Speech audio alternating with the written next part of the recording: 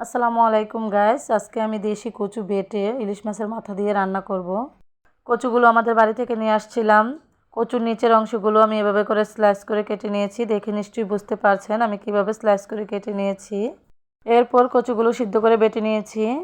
তারপর চুলে একটি কড়াই বসিয়ে দিয়েছি। কড়াইতে পরিমাণ মতো তেল আর পেঁয়াজ কুচি দিয়ে দিয়েছি। পেঁয়াজগুলো হালকা ব্রাউন কালার করে ভেজে নিয়ে দিয়ে দিয়েছি ইলিশ মাছের মাথাটা। এরপর ইলিশ মাছের মাথাটা কিছুক্ষণ ভেজে নিয়ে দিয়ে দিয়েছি অল্প পরিমাণ পানি। তারপরে দিয়ে দিয়েছি পরিমাণ মতো লবণ, হলুদের গুঁড়া, মরিচের গুঁড়া, ধনিয়ার গুঁড়া। এরপর কয়েকটা কাঁচামরিচ ফালি, দুটো তেজপাতা দিয়ে মশলাটা ভালোভাবে কষিয়ে নিতে হবে। ও আরেকটা কথা, সাথে কিন্তু আমি আদা রসুন বাটাও দিয়েছিলাম, আমি আপনাদেরকে বলতে ভুলে গিয়েছি। এখন মশলাটা ভালোভাবে কষিয়ে নিয়ে আগে থেকে বেটে রাখা কচুগুলো দিয়ে দিচ্ছি।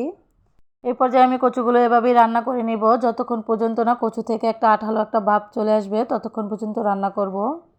দেখেন এই পর্যায়ে কিন্তু কচুগুলো আঠালো একটা ভাব চলে এসেছে। এখন আমি কিছু ধনিয়া পাতা কুচি দিয়ে কিছুক্ষণ নেড়েচেড়ে রান্না করে নিব কচুগুলো।